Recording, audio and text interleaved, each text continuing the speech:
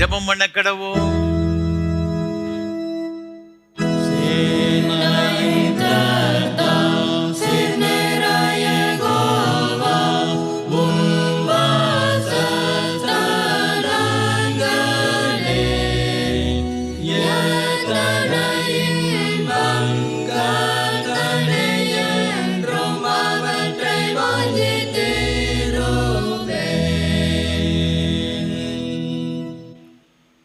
நீங்கள் வலதுபுறமாய் சாயும் போதும் இடதுபுறமாய் சாயும் போதும் வழி இதுவே, இதிலே நடவுங்கள் என்று உங்களுக்கு பின்னாலே சொல்லும் வார்த்தையை உங்கள் காதுகள் கேட்கும். பயப்படாதே, நான் உனக்கு துணை நிற்கிறேன் என்று கர்த்தரும் இஸ்ரவேலின் பரிசுத்தருமாகிய உன் மீட்பர் உரைக்கிறார். மகா பரிசுத்தமும் அன்பும் கிருபைகளும் நிறைந்த பரலோக பிதாவே, இந்த ஆசீர்வாதமான மனமகிழ்ச்சி நாளின் காலை ஆராதனை வேளைக்காக நன்றி செலுத்துகிறோம். ஆண்டவர் தாமே இந்த ஆராதனை வேளையிலும் எங்கள் மத்தியில் எழுந்தருளி நாங்கள் ஆவியோடும் உண்மையோடும் போய் தொழுது ஸ்தோத்திரிக்க ஆராதிக்க எங்கள் ஒவ்வொருவருக்கும் கிருபை தரும்படியாய் ஜெபிக்கிறோம். இந்த ஆராதனையின் ஆசீர்வாதங்களினால் நாங்கள் ஒவ்வொரு நிரப்பப்பட்டு ஜீவகாலமெல்லாம் உம்முடைய நாமத்தை மகிமைப்படுத்த எங்கள் ஒவ்வொருவருக்கும் கிருபை செய்ய வேண்டும் என்று ஆண்டவர் இயேசு கிறிஸ்துவின் பரிசுத்த நாமத்தில் தாழ்மையோடு ஜெபிக்கிறோம் ஜீவனுள்ள நல்ல பிதாவே, ஆமென். ஆராதனைக்கு ஆரம்பமாக ஆண்டுடைய பரிசுத்த நாமத்துக்கு மகிமை உண்டாக. கீதம் 415 பாமாலை 271 பாடுவோம். யாரை நான் புகழுவேன், யாரை நான் அறிகிறேன். கீதம் 415 பாமாலை 271 பாடுவோம்.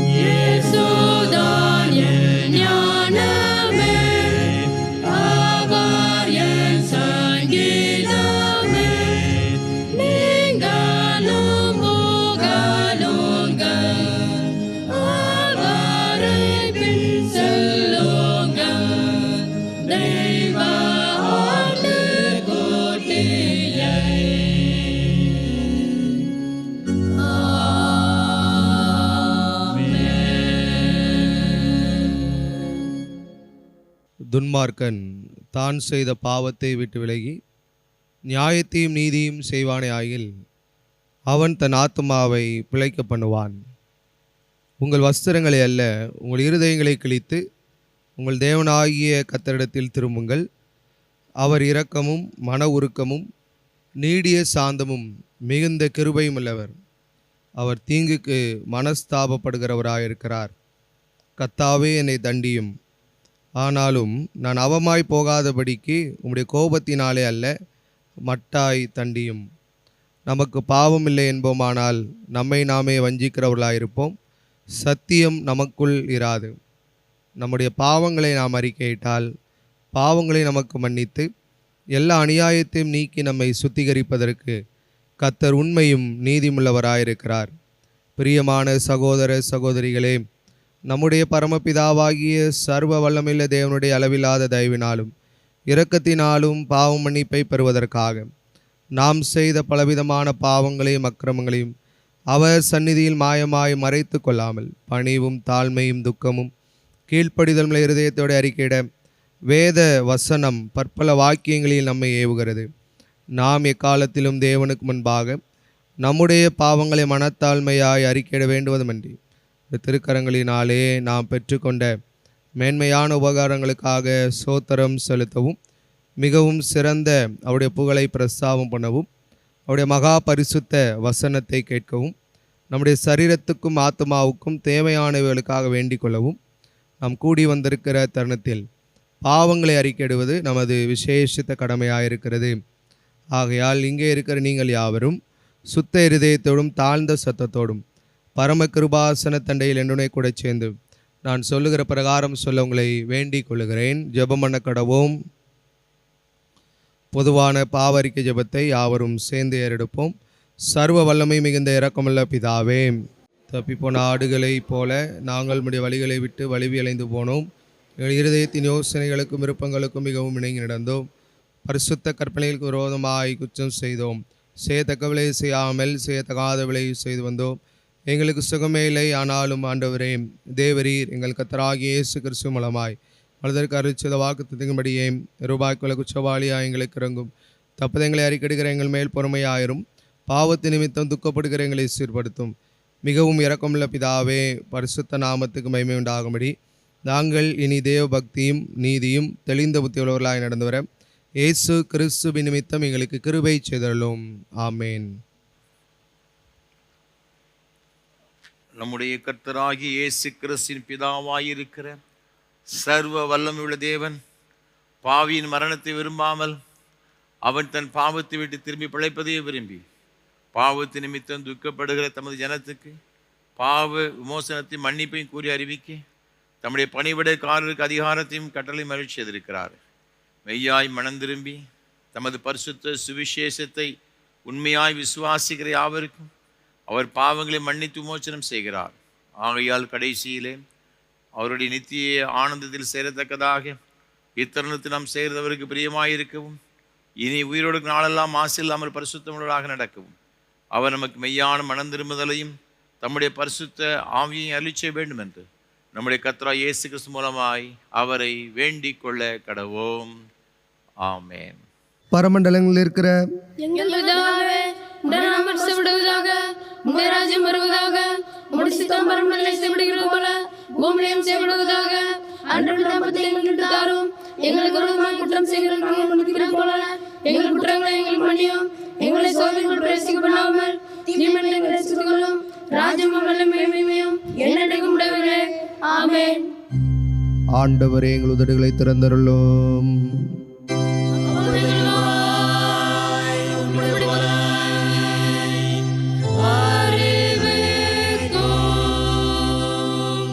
தேவனே, எங்களை ரட்சிக்க விரைவாய் வாரும். ஆண்டவரே, எங்களுக்கு சகாயம் பண்ண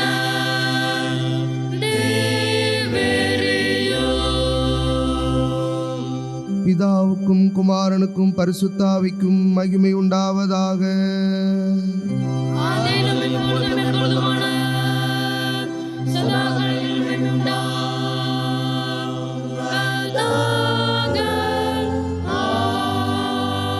ஆமென். கர்த்தரை துதியுங்கள். கர்த்தருடைய நாமம்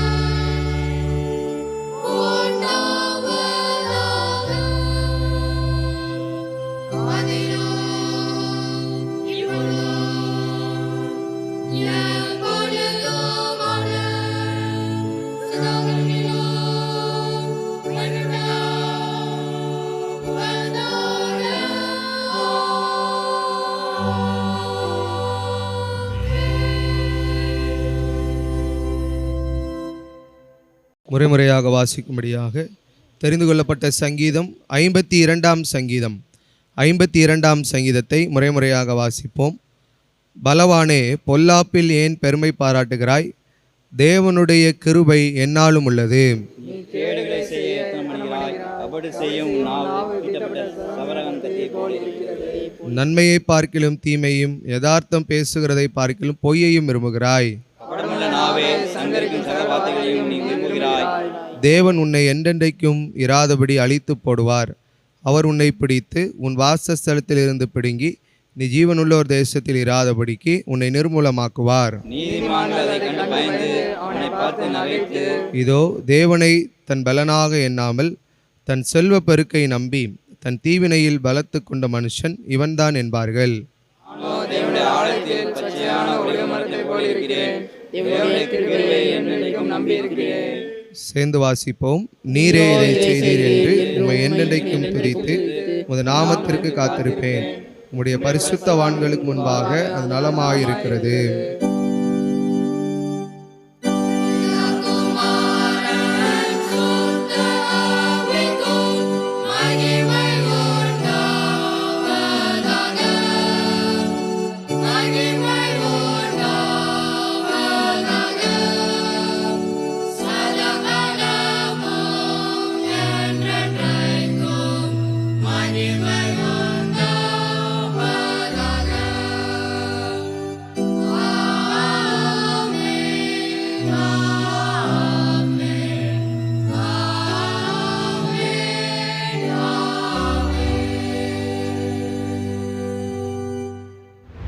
வாசிக்கும்படியாக குறிக்கப்பட்ட முதலாம் வேத பாடம் யாத்திராகமம் 24ஆம் அதிகாரம் 12ஆம் வசனம் முதல் 18ஆம் வசனம் உடைய. யாத்திராகமம் 24:12. அப்பொழுது கர்த்தர் மோசேயை நோக்கி, நீ மலையின் மேல் என்னிடத்திற்கு ஏறி வந்து அங்கே இரு. நான் உனக்கு கற்பலகைகளையும் நீ அவர்களுக்கு உபதேசிப்பதற்கு நான் எழுதின நியாயப்பிரமாணத்தையும் கற்பனைகளையும் கொடுப்பேன் என்றார். அப்பொழுது மோசே தன் ஊழியக்காரனாகிய யோசுவாவோடே எழுந்து போனான். மோசே தேவ பர்வதத்தில் ஏறி போகையில் அவன் மூப்பரை நோக்கி, நாங்கள் உங்களிடத்தில் திரும்பி வருமட்டும் நீங்கள் இங்கே எங்களுக்காக காத்திருங்கள். ஆரோனும் ஊரும் உங்களிடத்தில் இருக்கிறார்கள். ஒருவனுக்கு யாதொரு காரியம் உண்டானால் அவன் அவர்களிடத்தில் போகலாம் என்றான். மோசே மலையின் மேல் ஏறினபோது ஒரு மேகம் மலையை மூடிற்று. கர்த்தருடைய மகிமை சீனாய் மலையின் மேல் தங்கியிருந்தது. மேகம் 6 நாள் அதை மூடியிருந்தது. 7ஆம் நாளில் அவர் மேகத்தின் நடுவிலிருந்து மோசேயை கூப்பிட்டார். மலையின் கொடுமுடியிலே கர்த்தருடைய மகிமையின் காட்சி இஸ்ரவேல் புத்திரருடைய கண்களுக்கு பட்சிக்கிற அக்கினியைப் போல் இருந்தது. மோசே மேகத்தின் நடுவிலே பிரவேசித்து மலையின் மேல் ஏறி இரவும் பகலும் 40 நாள் மலையில் இருந்தான் என்பதே. வாசிக்கும்படியாக குறிக்கப்பட்ட முதலாம் வேத பாடம் வாசித்து முடிந்தது.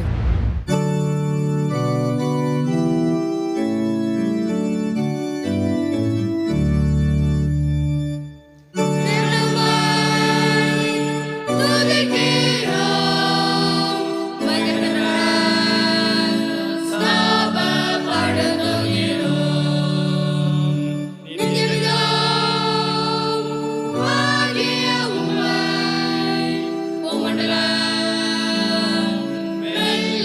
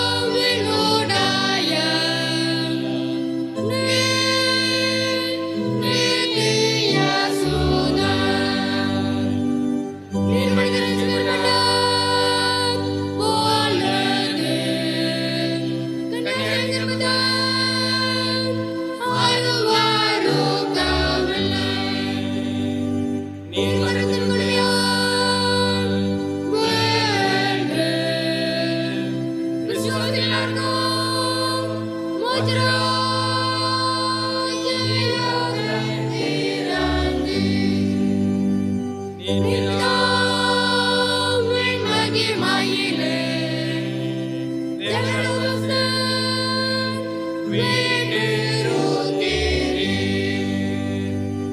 நீராகின் மகியாக வருகின்ற விசுவாசிக்கிறோம். முதலிருந்ததால் மீட்டுக் கொண்ட முதலில் சாட்சியாளர் வேண்டிக் கொள்ளுகிறோம். எங்களுக்கு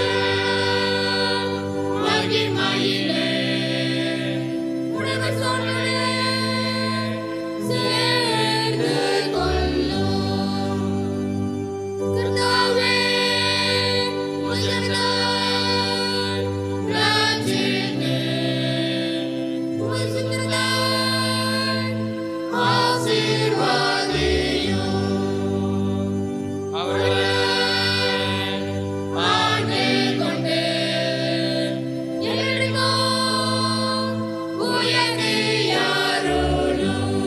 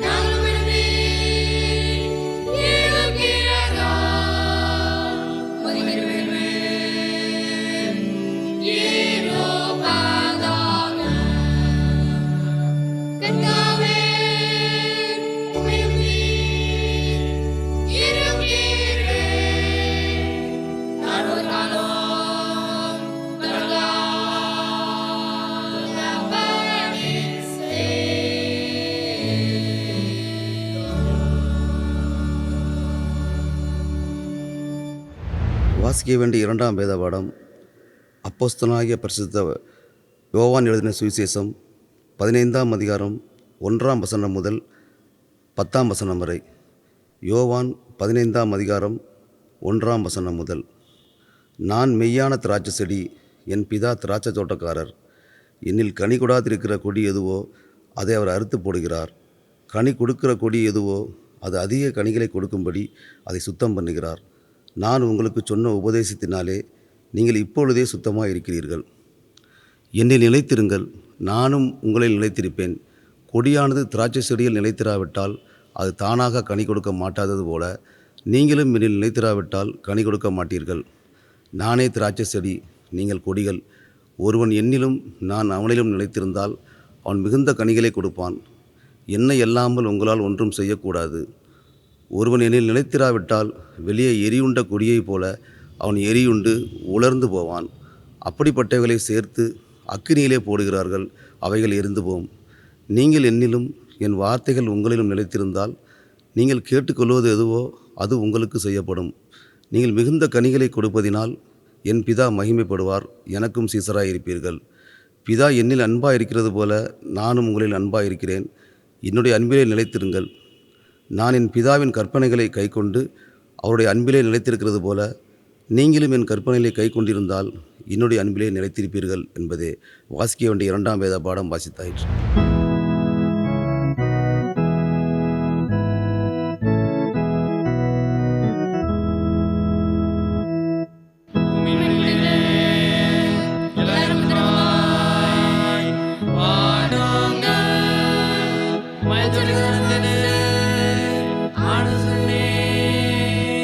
தேவ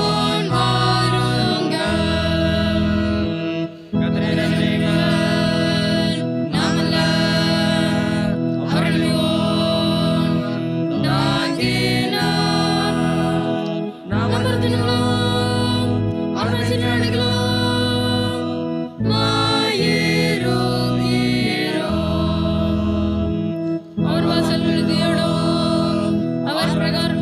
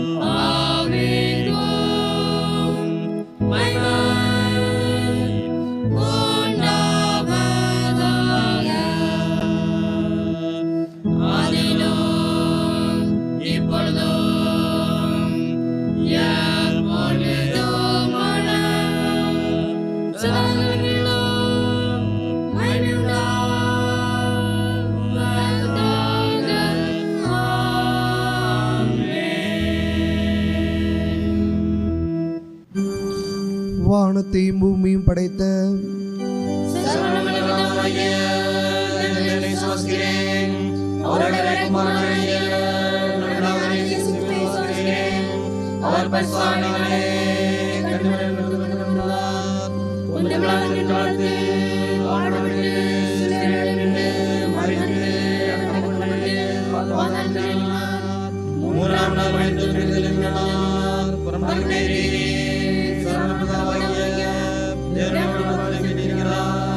அவனிடத்திலிருந்து உயிரிழரையும் மரித்தவரையும் நியாயத்திற்கு வருவார்.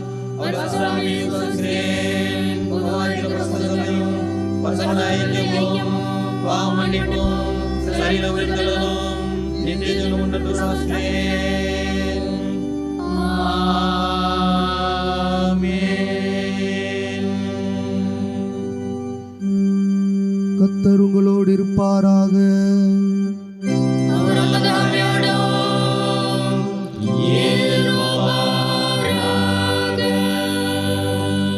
ஜெபம் பண்ண கடவோம்.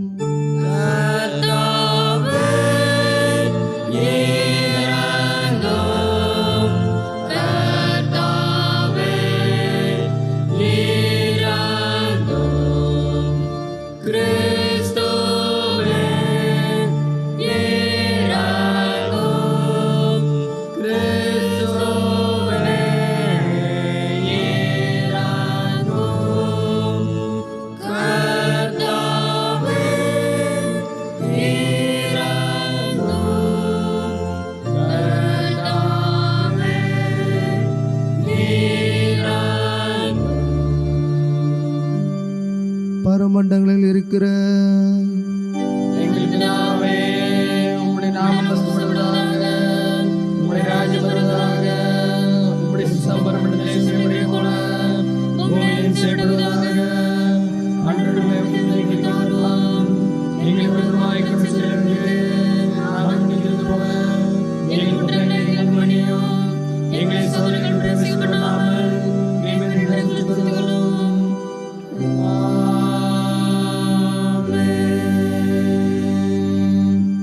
கர்த்தாவே, உம்முடைய இரக்கத்தை எங்கள் காண்பியோ.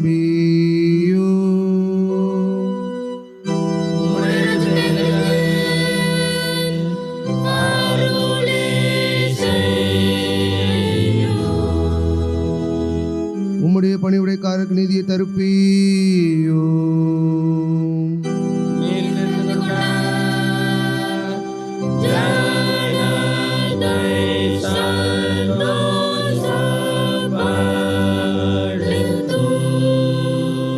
கர்த்தாவே, உம்முடைய ஜனத்தை ரட்சியோ.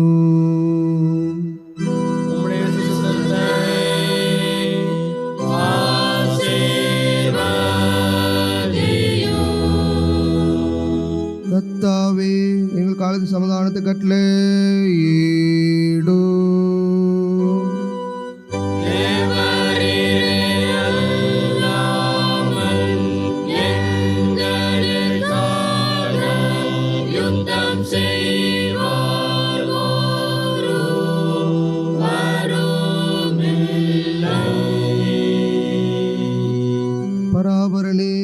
எடுத்து சுத்திகரியோ.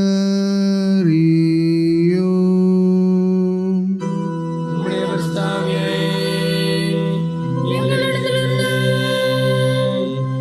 எடுத்துக் கொள்ளாதேயும்.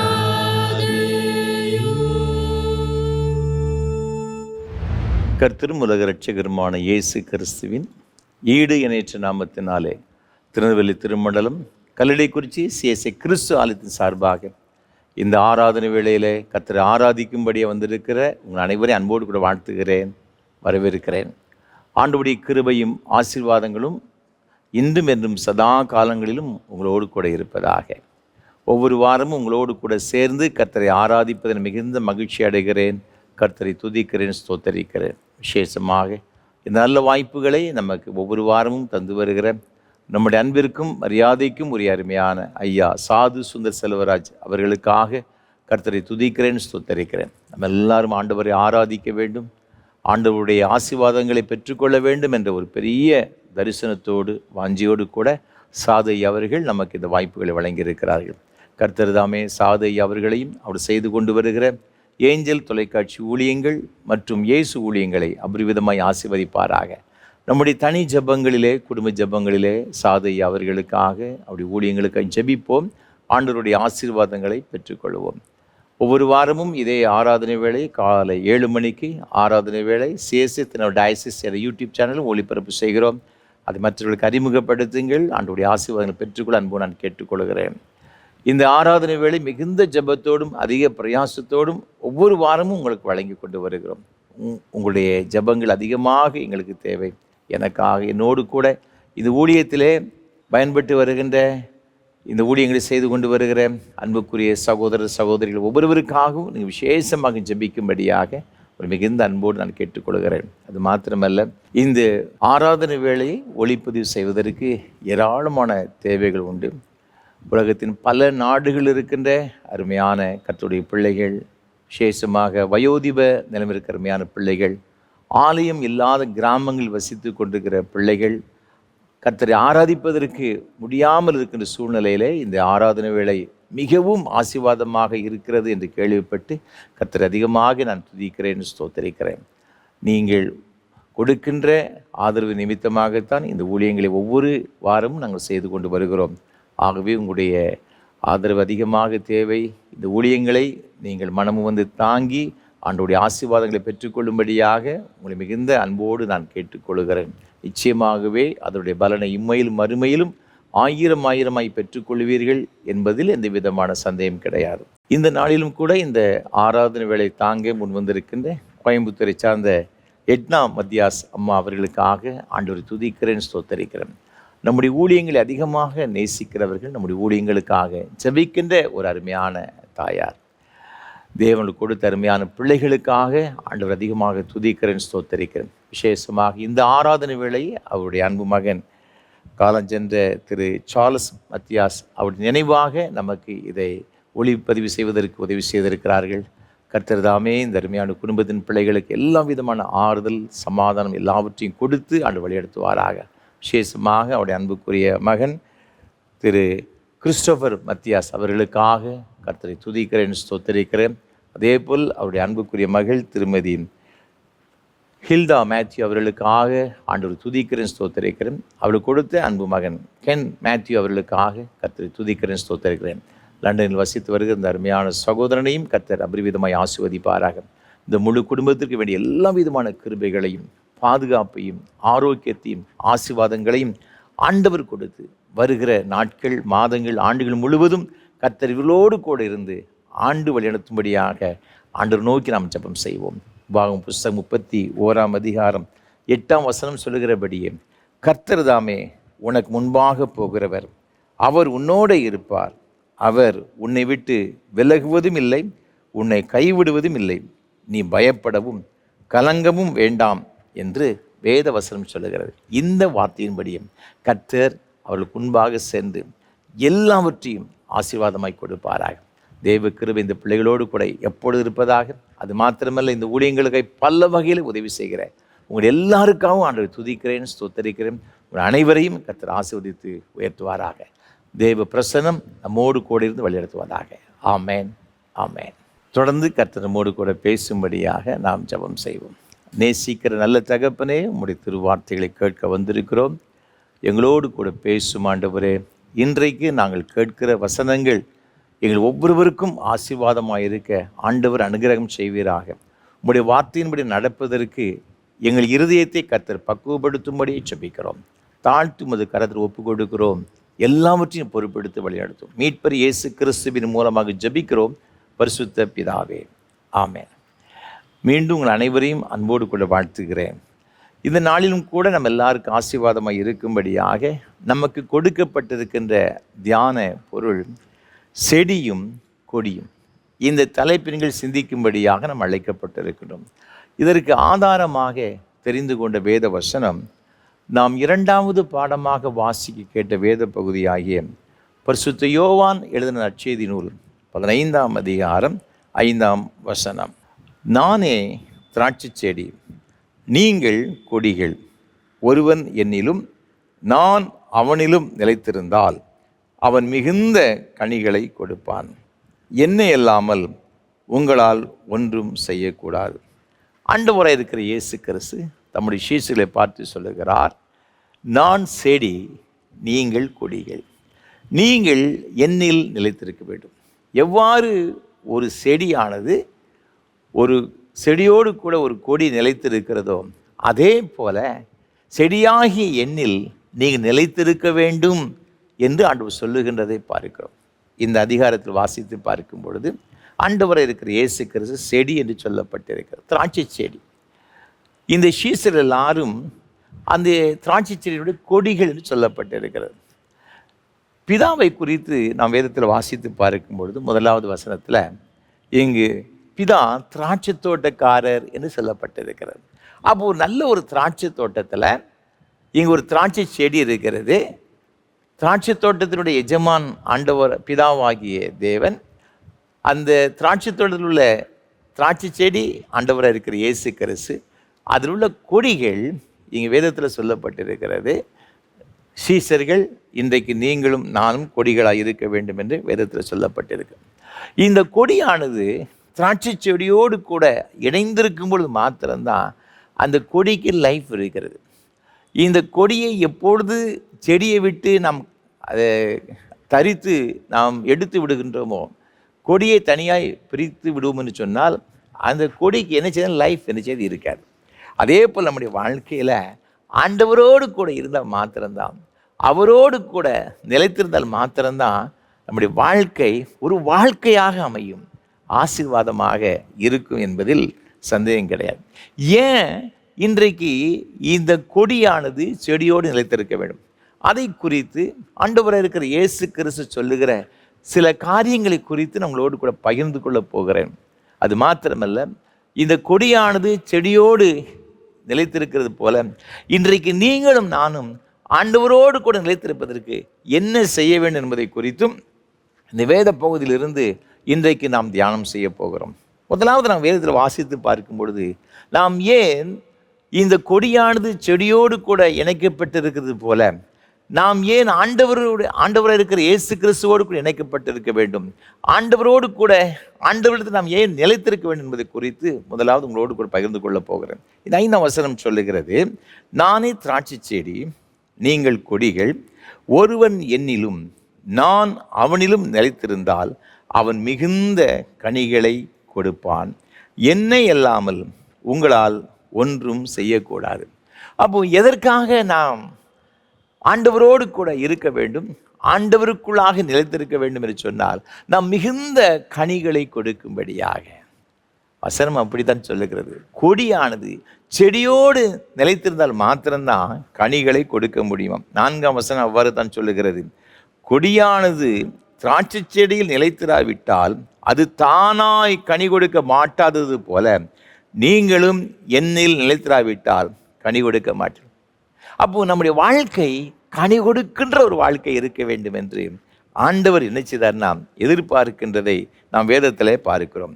எப்படி நிலைத்திருக்கணுமா? நீங்கள் 17ஆம் அதிகாரத்தில் வாசித்து பார்க்க முடியும். யோவான் எழுதின சுவிசேஷத்தில் 21ஆம் வசனத்தில், அவர்கள் எல்லாரும் ஒன்றாய் இருக்கவும் பிதாவே நீர் என்னை அனுப்பினதை உலகம் விசுவாசிக்கிறதற்காக நீர் என்னிலேயும் நான் உம்மிலேயும் இருக்கிறது போல அவர்கள் எல்லாரும் நம்மில் ஒன்றாய் இருக்க வேண்டிக் கொள்கிறேன்.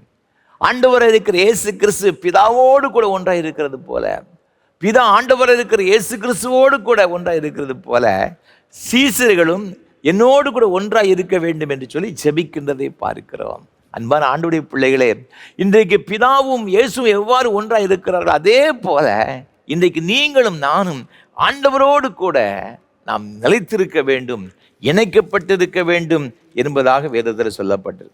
நம் வேதத்தில் ரோமருக்கு நிருபம் 11ஆம் அதிகாரத்தில் 16, 17 ஆகிய வசனங்களை நாம் பார்க்கும் பொழுது, வேரானது பரிசுத்தமாக இருந்தால் கிளைகளும் பரிசுத்தமாக இருக்கும். சில கிளைகள் முறித்து போடப்பட்டிருக்க காட்டு ஒலிவு மரமாகிய நீ அவைகள் இருந்த இடத்தில் ஒட்ட வைக்கப்பட்டு ஒலிவு மரத்தின் வேருக்கும் சாரத்துக்கும் உடன் பங்காளியாய் இருந்தாயானால் என்று சொல்லப்பட்டிருக்கிறது.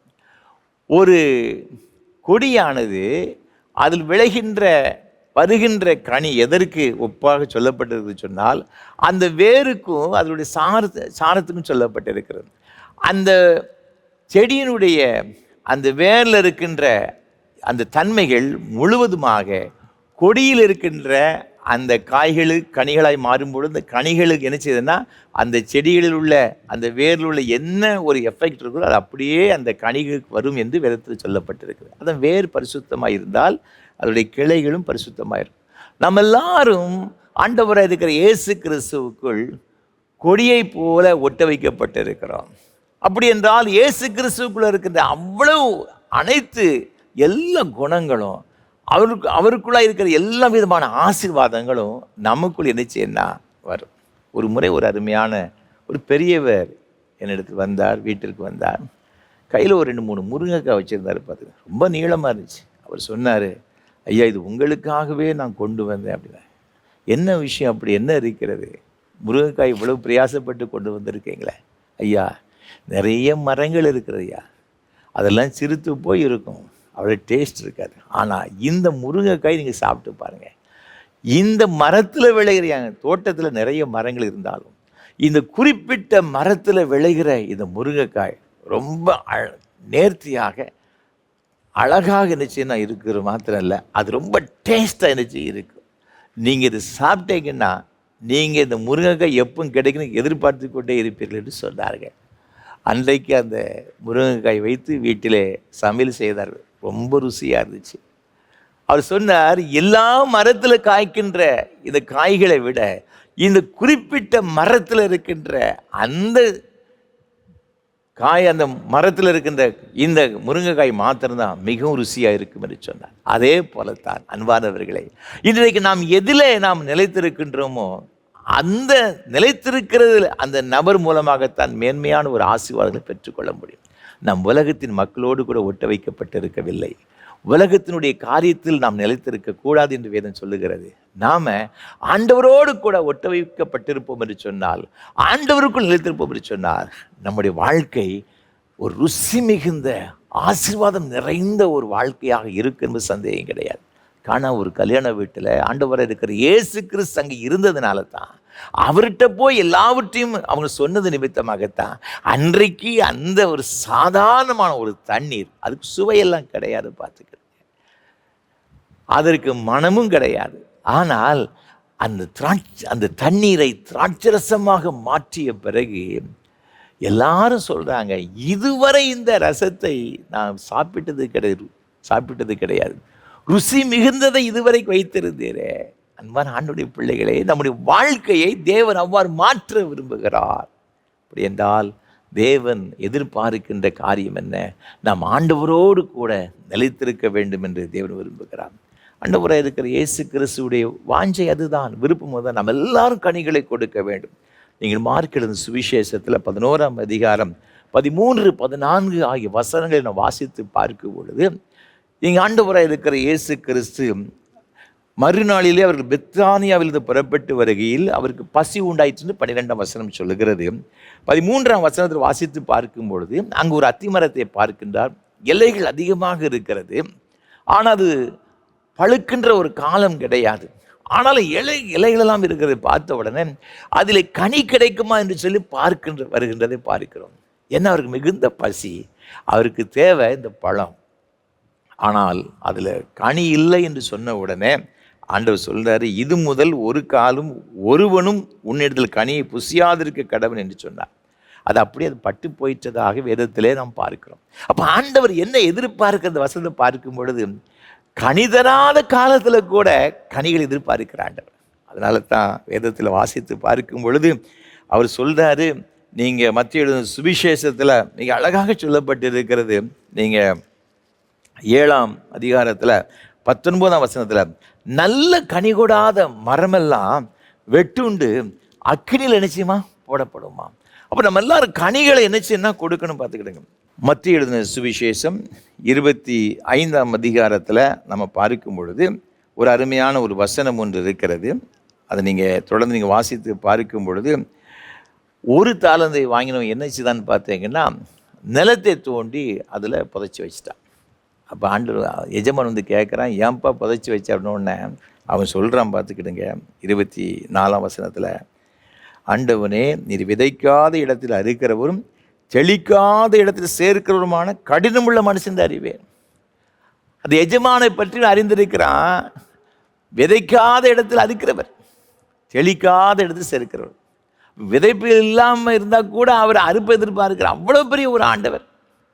அதனால தான் அத்திப்பழம் காலம் இல்லாமல் இருந்த பொழுது கூட அத்தி மரத்தில் பழத்தை எதிர்பார்த்து வருகிறார்.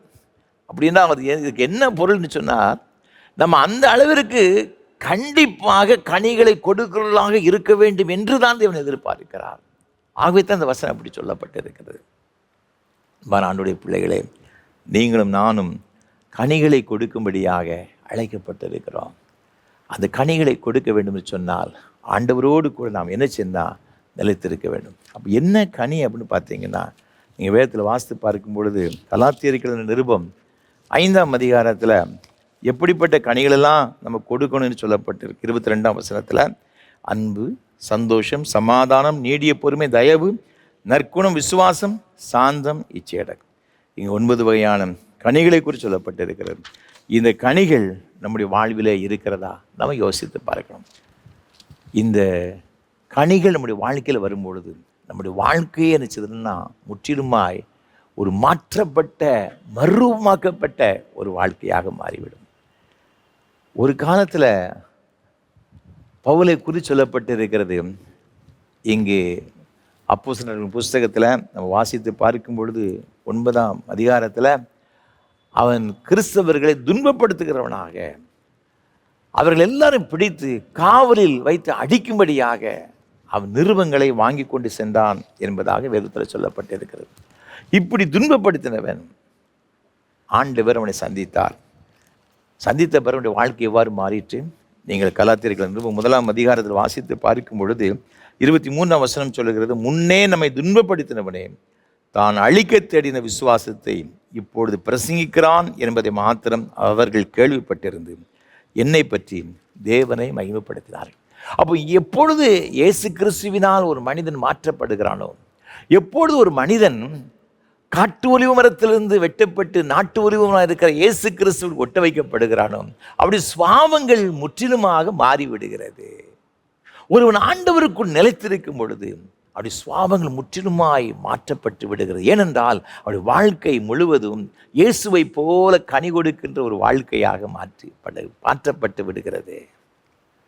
இயேசுவை ஏற்றுக்கொள்ளும் முன்பாக நாங்கள் எங்களுடைய வாழ்க்கை மிகவும் ஒரு பரிதாபமான ஒரு வாழ்க்கை. எல்லாரும் சொல்லுவாங்க, எல்லாம் இவர்களெல்லாம் விளங்கவே மாட்டாங்க, அவ்வளவு அயோக்கியத்தனம் பண்ணி கொண்டிருக்கிறாங்க, ஒரு பிரயோஜனமற்றவர்கள், உதவக்கரைகள் என்று சொல்லுவாங்க.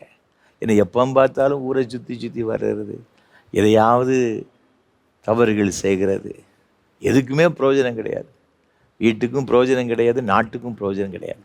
அப்படிப்பட்ட ஒரு வாழ்க்கை நண்பர்களாக வாழ்ந்து கொண்டு வந்தோம். ஆனால் இயேசுவை ஏற்றுக்கொண்ட பிறகு வாழ்க்கையை மாறிவிட்டது. இப்போ என்ன ஆகிவிட்டது, நேரம் கிடைக்கும் பொழுதெல்லாம் ஆலயத்திற்கு செல்லுவோம், அங்கே போய் ஜெபம் பண்ணுவோம். பார்த்துக்கிடுங்க, ஏதாவது நண்பர்கள் வீடு இருக்குதுன்னு சொன்னால் மேல் மாடியில் போய் நாங்கள் கூடி ஜெபம் பண்ணுற ஒரு வழக்கம். இப்படி வாய்ப்பு கிடைக்கும் பொழுதெல்லாம் எங்களுடைய வாழ்க்கை முற்றிலும் மாறிவிட்டது. ஜெபிக்கிறது, நேரம் கிடைக்கும் பொழுதெல்லாம் பக்கத்து கிராமங்களில் போய் ஊழியம் செய்கிறது. இதைத்தான் நாங்கள் ஆரம்ப காலத்தில் செய்து கொண்டு வந்தோம். இப்போ அதே ஊருக்காரங்க பார்க்குறாங்க, இப்போ ஒரு மாதிரி பார்க்குறாங்க. ஒரு மார்க்கமாக அந்த வேலைகளெல்லாம் சுற்றிக்கிட்டு இருந்தாங்க, இப்போ வேறு மாதிரி தெரிகிறதே. கொஞ்ச நாள் பார்த்தாங்க, வாழ்க்கையெல்லாம் பார்த்த உடனே அவங்கள நம்பவே முடியவில்லை. இது இந்த பையன்தானா, இவன் தான் இப்படி மாறிவிட்டானா? அவங்களுக்கே பெரிய ஆச்சரியமாய் போய்விட்டது. இப்போ என்ன ஆகிவிட்டதுன்னு சொன்னால், இப்போ ஊரில் ஏதாவது ஒரு சின்ன ஒரு குடும்பங்கள் ஏதோ ஒரு பிரச்சனை, ஒரு பிசாசு போராட்டம், ஏதாவது ஒரு வேதனை, எல்லாம் ஏதாவது ஒரு சின்ன ஒரு காரியம் என்று சொன்னால் உடனே இப்போ என்ன சொல்ல ஆரம்பிச்சிட்டாங்கன்னா, அந்த வாலிப பசங்களை கூப்பிடுங்கப்பா, அவங்க ஜெபம் பண்ணுவாங்க, சரியாகிவிடும். அவர்களுக்கு உள்ளே இப்படி ஒரு எண்ணம் வர ஆரம்பித்து விட்டது. நாங்கள் ஆண்டவரை ஏற்றுக்கொண்ட சகோதரர்களாக நாங்கள் வீடுகளுக்கு செல்லுவோம், ஜெபம் பண்ணுவோம். எங்களுக்கு அப்படி ரொம்பலாம் ஜெபம் பண்ண தெரியாது. பிசாசு பிடிச்சிருந்துன்னா எங்களுக்கு ஒரு பாட்டு தெரியும் பாருங்க, பரிசுத்த அக்கினி அனுப்பும் தேவா, பறந்து ஜுவாலிக்கும் கொளுத்தும் தேவா. இது ஒன்று தான் இந்த பாட்டு தெரியும், கன்வென்ஷன் பாட்டு, ரொம்ப ஃபேமஸான பாட்டு அந்த காலத்தில். இந்த பாட்டு, இந்த பாட்டை பாடும், அவ்வளவுதான். பாடி முடிக்கிறதுக்குள்ள பிசாசு என்ன ஒரே ஓட்டமாக ஓடிவிடும். ஆண்டவர் பெரிய காரியங்கள் செய்ய ஆரம்பித்து விட்டார். இப்போ அவங்களுக்கே ஒரு பயம். இந்த வேலைக்கு ஒரு காலத்தில் வேற மாதிரி இருந்தாங்க, இப்போ ஆண்டவர் எங்களுக்குள்ளே இருக்கிறாங்கப்பா. இப்போ குடும்பத்தில் எந்த ஒரு நல்ல காரியமாக முதல்ல எங்களை கூப்பிட்டுருவாங்க, தம்பி நீங்கள் ஜெபம் பண்ணுங்கப்பா, நீங்கள் ஜெபம் பண்ணுங்க, அது எங்களுக்கு ஆசீர்வாதமாக இருக்கு. ஆண்டவர் நமக்கு மாத்திரம் இல்லைங்க, பிறருக்கும் ஆசீர்வாதமாக தேவன் நினைச்சுதார்னா பயன்படுத்த ஆரம்பித்து விடுகிறார். இந்த கண்பார்ந்த ஆண்டவருடைய பிள்ளைகளே, நாம் மிகுந்த கனிகளை கொடுக்கும்படியாக தேவன் எதிர்பார்க்கிறார். எதற்கு தெரியுமா? இந்த கனி நமக்கு நாமே பயன்படுவதற்காக அல்ல, பிறருடைய வாழ்க்கையில் ஆசீர்வாதங்களை கொடுப்பதற்காகத்தான் தேவன் இன்றைக்கு என்னையும் உங்களையும் தெரிந்தெடுத்திருக்கிறார். இன்றைக்கு பிறருக்கு ஆசீர்வாதமாக வாழ்ந்து கொண்டிருக்கின்றோமாம். ஆண்டவரில் நிலைத்திருக்கிறவர்கள் கனிகளை கொடுக்க வேண்டும். அது மாத்திரமல்ல, இதை யோவான் எழுதின சுவிசேஷத்தில் வாசித்து பார்க்கும் பொழுது 15ஆம் அதிகாரம் இங்கு 7ஆம் வசனம் சொல்லுகிறது, நீங்கள் என்னிலும் என் வார்த்தைகள் உங்களிலும் நிலைத்திருந்தாலும் நீங்கள் கேட்டுக்கொள்வது எதுவோ அது உங்களுக்கு செய்யப்படும். இரண்டாவதாக, நம்ம ஏன் ஆண்டவருக்குள் நிலைத்திருக்க வேண்டும் என்று சொன்னால், நாம் எவைகளை ஆண்டவருடைய சமூகத்தில் கேட்கின்றோமோ அவைகளை பெற்றுக்கொள்வோம். நாம் கேட்கிறதை பெற்றுக்கொள்வதற்கு நாம் ஆண்டவருக்குள் நிலைத்திருக்க வேண்டும். ஆண்டவருக்குள் நிலைத்திராமல் இருந்து நாம் ஜெபம் பண்ணுவோம் என்று வைத்துக் கொள்ளுங்களேன், நம்முடைய விண்ணப்பத்திற்கு பதில் என்ன செய்யாதுன்னா கிடைக்காது. நான் முதலாவது வேத பாடம் வாசி கேட்ட இந்த யாத்திரையாம் புஸ்தகத்தில் மிக அழகாக சொல்லப்பட்டிருக்கிறது. 24ஆம் அதிகாரத்தில் நீங்கள் பாருங்கள், இங்கு 12ஆம் வசனத்தை பார்க்கும் பொழுது, அப்பொழுது கர்த்தர் மோசேயை நோக்கி, நீ மலையின் மேல் என்னிடத்திற்கு ஏறி வந்து அங்கே இரு என்று ஆண்டவர் சொல்றார். மோசேயை பார்த்து சொல்ல, நீ மலையில் ஏறி வந்து அங்கே என் சமூகத்தில் வந்து என்ன செய்யறனா அங்கே இரு அப்படின்னு சொல்கிறார். நீங்கள் தொடர்ந்து வாசித்து பாருங்கள், 16ஆம் வசனத்தில் பின்பகுதி சொல்லப்பட்டிருக்கிறது. அப்படியே மோசே மலையில் போய் ஏறி உட்கார்ந்துருக்கிறான். மேகம் 6 நாள் அந்த மலையை மூடி இருக்கிறது. 7ஆம் நாளில் அவர் மேகத்தின் நடுவிலிருந்து மோசேயை கூப்பிட்டார். 18ஆம் வசனம் சொல்லுகிறது, மோசே மேகத்தின் நடுவிலே பிரவேசித்து மலையின் மேல் ஏறி இரவும் பகலும் 40 நாள் மலையில் இருந்தான். மலையில் ஆண்டவர் சொல்றாரு, நான் அங்கே இருப்பேன், நீ வா அப்படின்னு சொன்னார். இவன் போனான். 7ஆவது நாளில் அவனை ஏறி வரும்படியாக கர்த்தர் சொன்னார். இவன் போனான். ஆண்டவரோடு கூட 40 நாள் இருக்கிறதாக வேதத்திலே நாம் பார்க்கிறோம். நீங்கள் தொடர்ந்து வேதத்தை வாசித்து பார்க்கும் பொழுது, இதே யாத்திராகமம் புஸ்தகம் 34ஆம் அதிகாரத்தில் நீங்கள் வேதம் அழகாக சொல்லுகிறது. 28, 29 ஆகிய வசனங்களில் அவன் ஆண்டவருடைய சமூகத்தில் இன்னொரு முறை 40 நாள் உட்கார்ந்துருக்கிறான். அதனுடைய விளைவு என்னன்னு பார்த்தீங்கன்னா 29ஆம் வசனம் சொல்லுகிறது, மோசே சாட்சி பலகைகள் 2ஐயும் தன் கையில் எடுத்துக்கொண்டு சீனாய் மலையிலிருந்து இறங்குகிற போது தன்னோடே அவர் பேசினதினாலே தன் முகம் பிரகாசித்திருப்பதை அவன் அறியாதிருந்தான். ஆண்டவர் அவனோடு கூட பேசினார். இவனும் ஆண்டவரோடு கூட பேசியிருக்கிறான். 40 நாள் இருந்திருக்கிறாங்க. அவனுடைய முகம் அப்படி ரூபமெல்லாம் அப்படி மாறிட்டு ரொம்ப பிரகாசமாக இருந்துச்சு. அவன் முகத்தை யாரால் என்ன செய்யலைன்னா பார்க்க முடியவில்லை. அப்போ ஆண்டவர் கூட இருக்கும் பொழுது நம்முடைய வாழ்க்கையே மாறி விடுகிறது. ஒரு பெரிய ஒரு ஆசீர்வாதம். நீங்கள் தொடர்ந்து வேதத்தில் வாசித்து பார்க்கும் பொழுது இஸ்ரவேல் ஜனங்களுக்காக இந்த மோசே அநேக முறைகள் பரிந்து பேசுகிறதை நாம் பார்க்கிறோம். இந்த இஸ்ரவேல் ஜனங்களை எகிப்திலிருந்து கானான் தேசத்துக்கு 40 வருஷ காலங்கள் அந்த வனாந்தரமான பாதையிலே கொள்ளிவாய் சர்ப்பங்கள் உண்டு, தேள்கள் உண்டு, சர்ப்பங்கள் உண்டு, ஆபத்துகள் உண்டு. அவை எல்லாவற்றுக்கும் மத்தியிலும் ஆச்சரியமாக நடத்தி கொண்டு சென்றார்னு சொன்னால் ஒரே ஒரு காரணம், எல்லா காரியத்தையும் ஆண்டவரிடத்தில் கேட்டு கேட்டு பதிலை பெற்றுக்கொண்டு அவன் நடத்தி கொண்டு சென்றான். அப்படி எளிதான ஒரு காரியம் கிடையாது. 6 லட்சத்திற்கு அதிகமான ஜனங்க, கிட்டத்தட்ட 30 லட்சம் பேருக்கு அதிகமாக இருப்பாங்க அப்படி சொல்கிறாங்க. அத்தனை பேர் நடத்துகிற சாதாரணமான ஒரு காரியம் கிடையாது. ஒரு முறை இந்த ஜனங்கள் கர்த்தருக்கு விரோதமாய் பாவம் செய்து விட்டார்கள். இந்த கன்றுக்குட்டியை உருவாக்கி அதற்கு பண்டிகை கொண்டாட நிமித்தமாக ஆண்டவரை ரொம்ப கோபப்படுத்திட்டாங்க. ஆண்டவர் அழிக்க வேண்டும் என்று சித்தம் கொண்டார். மோசே என்ன செய்தான்னு பார்த்தீங்கன்னா, நீங்கள் 32ஆம் அதிகாரத்தில் வாசித்து பார்க்கும் பொழுது 13ஆம் வசனம் சொல்லுகிறது, ஆண்டவருடைய சமூகத்தில் அவன் கெஞ்சி பிரார்த்தனை பண்ணினானாம்.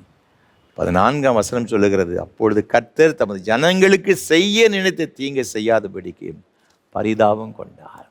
ஆண்டவருடைய கோபத்தையே என்ன செய்தான்னா மாற்றிவிட்டார். அதற்கு மிக முக்கியமான ஒரு காரணம் என்ன அப்படின்னு பார்த்தீங்கன்னா, ஆண்டவரோடு கூட ஒரு நெருங்கிய ஒரு தொடர்பு, ஆண்டவரோடு கூட இருக்கின்ற ஒரு அனுபவங்களை தன்னுடைய வாழ்க்கையில் அவன் பெற்றிருந்தான்.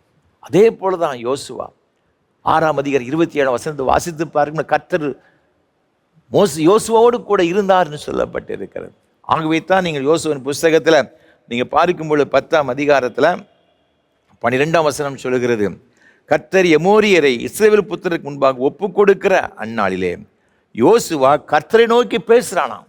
பேசி பின்பு இஸ்ரவேலின் கண்களுக்கு முன்பாக, சூரியனே நீ கிபியோன் மேலும், சந்திரனே நீ ஆயிலோன் பள்ளத்தாக்கின் மேலும் தரித்து நில்லுங்கள் என்றான் என்பதாக சொல்லப்பட்டிருக்கிறது. ஆண்டவரோடு கூட பேசி அவன் ஒரு முடிவெடுக்கிறான். சூரியனை பார்த்து அப்படியே சொல்றான், நீ ஆயிலோன் மேல் அப்படி நிற்கணும். சந்திரனை பார்த்து சொல்லுகிறான், நீ சூரியனை பார்த்து சொல்ல, நீ கிபியோன் மேலே அப்படி நிற்கணும். சந்திரனை பார்த்து ஆயிலோன் பள்ளத்தாக்கில் அப்படி நிற்கணும் அப்படின்னு சொன்ன உடனே அது அப்படி நிற்கிறதாக வேதத்திலே நாம் பார்க்கிறோம். அப்போ ஒரு மனிதனுடைய வார்த்தையை கேட்டு இயற்கை கூட அப்படியே கீழ்ப்படுகிறதை நாம் பார்க்கிறோம். அன்பான ஆண்டவருடைய பிள்ளைகளே, இன்றைக்கு நம்முடைய வாழ்க்கையில் இன்றைக்கு நாம் எப்படிப்பட்டவர்களாக இருக்கிறோம்? ஆண்டவரோடு கூட நிலைத்திருக்கின்ற ஒரு அனுபவம் நமக்குள்ள இருக்கிறதா? அவ்வாறு நிலைத்திருக்கும் பொழுது நம்முடைய ஜெபங்களுக்கு தேவன் பதில் கொடுக்கிறார். அது மாத்திரமல்ல, ஆண்டவரோடு கூட நிலைத்திருக்கும் நமக்கு என்ன கிடைக்குன்னு பார்த்தீங்கன்னா, யோன் 15ஆம் அதிகாரத்தில் 11ஆம் வசனம் சொல்லுகிறது, என்னுடைய சந்தோஷம் உங்களில் நிலைத்திருக்கும்படிக்கும் உங்கள் சந்தோஷம் நிறைவாய் இருக்கும்படிக்கும் இவைகளை உங்களுக்கு சொன்னேன். எவைகளை அவர் சொல்றாரு, என் பிதா என்னில், 9ஆம் வசனம் சொல்லுகிறது, என் பிதா என்னில் அன்பாய் இருக்கிறது போல நானும் உங்களில் அன்பாய் இருக்கிறேன், என்னுடைய அன்பிலே நிலைத்திருங்க. ஆண்டோடைய அன்பிலே நாம் நிலைத்திருக்கும் பொழுது நம்முடைய வாழ்க்கையில் ஒரு நிறைவான ஒரு சந்தோஷம், நிறைவான ஒரு மகிழ்ச்சி. ஏன்னா ஆண்டவர் நமக்குள்ளாக என்ன செய்துவிட வந்து விடுகிறார். அவர் மாத்திரம் பரிசுத்த ஆவியானவர் நம்மோடு கூட என்ன செய்கிறார்னா நமக்குள் வந்து விடுகிறார். யோவான் 16ஆம் அதிகாரத்தில் நீங்கள் வாசித்து பார்க்கும் 7ஆம் வசனத்தில் மிக அழகாக வேதம் சொல்லுகிறது, நான் உங்களுக்கு உண்மையை சொல்லுகிறேன், நான் போகிறது உங்களுக்கு பிரயோஜனமாக இருக்கும். நான் போகாதிருந்தால் தேற்றரவாளன் உங்களிடத்தில் வரார். நான் போவேனே ஆகில் அவரை உங்களிடத்திற்கு அனுப்புவேன். நான் போய் என்ன செய்வேன்னா அந்த தேற்றரவாளன் இருக்கிற பரிசுத்த ஆவியானவரை உங்களுக்குள் என்ன செய்வேன் தருவேன். அவர் உங்களுக்குள்ளே வரும்போது என்ன நடக்கும்னு பார்த்தீங்கன்னா, நீங்கள் 13ஆம் அதிகாரத்தில் வசனம் சொல்லுகிறது, 52ஆம் வசனம், சீசர்கள் சந்தோஷத்தினாலும் பரிசுத்த ஆவியினாலும் நிரப்பப்பட்டார்கள். இந்த ஆவியானவர் கர்த்தர் நமக்குள் வரும் பொழுது நம்முடைய வாழ்க்கை சந்தோஷம் நிறைந்த ஒரு வாழ்க்கை, மகிழ்ச்சி நிறைந்த ஒரு வாழ்க்கையாக மாறிவிடுகிறதாக வேதத்திலே நாம் பார்க்கிறோம். அதைத்தான் நீங்கள் தொடர்ந்து வேதத்தில் வாசித்து பார்க்கும் பொழுது, நீங்கள் அப்போஸ்தலர் புஸ்தகம் 8ஆம் அதிகாரத்தில் கூட பிலிப்பு சமாரிய பட்டணத்தில் போய் ஊழியம் செய்கிறான். ஒரு பெரிய அற்புதங்களாக நடக்கிறது. அந்த 8ஆம் வசனத்தை பாருங்க. அந்த பட்டணத்திலே மிகுந்த சந்தோஷம் உண்டாயிற்று. பிலிப்பு ஆண்டவரோடு கூட இணைக்கப்பட்ட ஒரு அனுபவம் பெற்றவன். பரிசுத்த ஆவியானவர் அவனுக்குள் வாசம் பண்ணுகிற ஒரு அனுபவத்தை பெற்றவன். ஆகவே அவன் செல்லுகிற இடங்களெல்லாம் பெரிய சந்தோஷம். இந்த மகிழ்ச்சி நமக்கு மாத்திரம் கிடையாது, நம்மை சுற்றிலும் உள்ள ஜனங்களுக்கும் கூட ஆண்டவர் நினைச்சதான்னா சந்தோஷத்தை கொடுக்கும்படியாக, சமாதானத்தை கொடுக்கும்படியாக தேவன் நம்மை அழைத்திருக்கின்றதை பார்க்கிறோம். அன்பானவர்களே, அப்படி என்றால் கர்த்தருக்குள் நிலைத்திருக்க நாம் என்ன செய்யணும்? ஆண்டவருக்குள் நிலைத்திருக்கிற அனுபவம் என்பது என்ன? அப்படி என்றால் அதற்காக நாம் என்ன செய்ய வேண்டும் என்பதை குறித்து அதையும் வேதம் மிக அழகாக சொல்லுகிறது. நாம் முதலாவது வேதத்தில் வாசித்து பார்க்கணும். அதே யோவான் சுவிசேஷம் 15ஆம் அதிகாரம் 7ஆம் வசனம் சொல்லுகிறது, நீங்கள் என்னிலும் என் வார்த்தைகள் உங்களிலும் நிலைத்திருந்தார். அப்போ ஆண்டவரோடு கூட நிலைத்திருப்பது என்பது என்ன அப்படின்னு பார்த்தீங்கன்னா, ஆண்டவர் நமக்குள் வாசம் பண்ணணும். ஆண்டவர் நமக்குள் வாசம் பண்ணுகிறது என்பது என்ன அப்படின்னு பார்த்தீங்கன்னா, ஆண்டவருடைய வார்த்தைகள் நம்முடைய இருதயத்தில் நினைச்சேன்னா இருக்கணும். ஆண்டவருடைய வார்த்தைகள் நம்முடைய இருதயத்தில் இருக்கணும். அந்த வார்த்தையின்படி நாம் நடக்க பழகும் பொழுது ஆண்டவருடைய ஆசீர்வாதங்களை பெற்றுக்கொள்வோம். அதைத்தான் இதே யோவான் 8ஆம் அதிகாரம் 31ஆம் வசனம் சொல்லுகிறது, என்னுடைய உபதேசத்தில் நீங்கள் என்ன செய்யுங்கன்னா நிலைத்திருங்கள் என்று வசனம் சொல்லுகிறது. இஸ்ரவேல் மக்களை இங்கே ஓரே பருவத்து அங்கு கொண்டு வந்து அவர் சொல்கிறாரு. நீங்கள் உபாகம புஸ்தகம் 4ஆம் அதிகாரத்தில் வாசித்து பார்க்கும் பொழுது வேதம் மிக அழகாக சொல்லுகிறது. என்ன சொல்லுறதுன்னு சொன்னால், என்னுடைய வார்த்தைகள் உங்கள் இருதயத்தை விட்டு நீங்காதபடிக்கு ரொம்ப எச்சரிக்கையாக இருங்க, ஜாக்கிரதையாக இருங்க. ஏன்னா அந்த வார்த்தைகள் உங்களுக்கு இருந்தால் மாத்திரம்தான் உங்களுடைய வாழ்க்கையில் ஆசீர்வாதம். கானான் தேசத்தை நீங்கள் என்ன செய்து கொள்ள முடியும்? சுதந்திரத்து கொள்ள முடியும். இந்த ஜனங்கள் எப்படி வாழ வேண்டும் என்பதை குறித்து ஆண்டவரை கர்த்தர் எல்லாவற்றையும் விளக்கமாக மோசே மூலமாக ஜனங்களுக்கு சொன்னதை பார்க்கிறோம். சொல்லிவிட்டு சொல்கிறாரு, இந்த வார்த்தைகள் உங்கள் இருதயத்தை விட்டு நீங்காதிருப்பதாக. இன்றைக்கு ஆண்டவர் நமக்கு கொடுத்திருக்கிற இந்த வேத புஸ்தகம் வீட்டில் அப்படியே ஒரு இடத்துல இருக்கக்கூடாதுங்க. இது நம்முடைய இருதயத்தில் நினைச்சேன்னா இருக்கணும். இந்த இருதயத்தில் இருக்கும் பொழுது, இந்த வேதத்தை வாசித்து நாம் தியானிக்கும் பொழுது ஆண்டவர் நம்மோடு கூட பேசுவார். யோசுவா இளம் வாலிபன் தான். இது தேசத்திற்கு இந்த ஜனங்களை நடத்தி கொண்டு செல்வதற்கு எப்படின்னு அவனுக்கு தெரியவில்லை. ரொம்ப கலக்கமாக இருந்தான். அவர் சொன்னார், நீ பயப்படாதப்பா, நான் மோசே கூட இருந்தது போல் உன் கூட இருப்பேன். யோசுவா 1:5 சொல்லப்பட்டு இருக்குது. நான் உன்னை விட்டு விலக மாட்டேன், உன்னை கைவிட மாட்டேன். ஆனால் நீ என்ன செய்யணும்னு பார்த்தீங்கன்னா, அந்த 7, 8 ஆகிய வசனங்களில் இது நியாயப்பிரமாண புஸ்தகத்தில் என்னெல்லாம் சொல்லியிருக்கிறதோ அதன்படி செய்ய கவனமாகிடும். 2ஆவதாக, இந்த நியாயப்பிரமாணங்கள் உன் வாயை விட்டு பிரியாதிருப்பதாக. எப்போதும் உன் வாயில் இருக்கணும், அதை சொல்லிக்கிட்டே இரு. 3ஆவது சொல்கிறாரு, இதை எப்போதும் தியானம் பண்ணி கொண்டே இருக்கணும். இந்த நியாயப்பிரமாண புஸ்தகத்தை இரவும் பகலும் தியானம் பண்ணி கொண்டது. ஆகவே தன் சங்கீதம் 1:2 சொல்லப்பட்டிருக்கு, கர்த்தருடைய வேதத்தில் பிரியமாயிருந்து இரவும் பகலும் தியானமாக இருக்கிற மனுஷன் பாக்கியவான். அப்போ இந்த வேதத்தை நம்ம வாசிக்க வாசிக்க வாசிக்க ஆண்டவர் நம்மோடு கூட பேசுவார். நாம் ஆண்டவருக்கு நிலைத்திருப்போம். அவருக்குள்ளாக இருந்த அந்த குணாதிசயங்கள், அவருக்குள்ளாக இருந்த ஒரு ஆசீர்வாதங்கள் அப்படியே நமக்குள்ள என்ன செய்யணும், அது பாஸ் ஆகும். பார்த்துக்கிடுங்க, எப்பொழுதும் ஒரு மரத்திற்குள்ளாக ஒரு செடிக்குள்ளாக இருக்கிற அந்த சாரம், அதில் உள்ள அந்த என்ன தன்மை இருக்கிறது அப்படியே கொடிக்கு டிரான்ஸ்ஃபர் ஆகி கொடியில் உள்ள அந்த கனிகளுக்கு எப்படி கிடைக்கும், அதே போல தாங்க நம்ம ஆண்டோடைய வார்த்தையை வாசிக்க வாசிக்க வாசிக்க அது அப்படியே நமக்குள்ளாக பாஸ் ஆகும். பார்த்துக்கிடுங்க, நம்ம ஆண்டவருக்காக கனிகளை கொடுக்க ஆரம்பித்து விடுவோம். நம்முடைய வாழ்க்கை மாற ஆரம்பித்து விடுவோம். ஆண்டவர் நம்ம என்ன செய்யணும் என்பதை குறித்த அந்த வார்த்தை மூலமோடு கூட பேசுவார். அதற்கு நாம் கீழ்ப்படியும் பொழுது மேன்மையான ஒரு ஆசீர்வாதங்களை நாம் பெற்றுக்கொள்வோம்.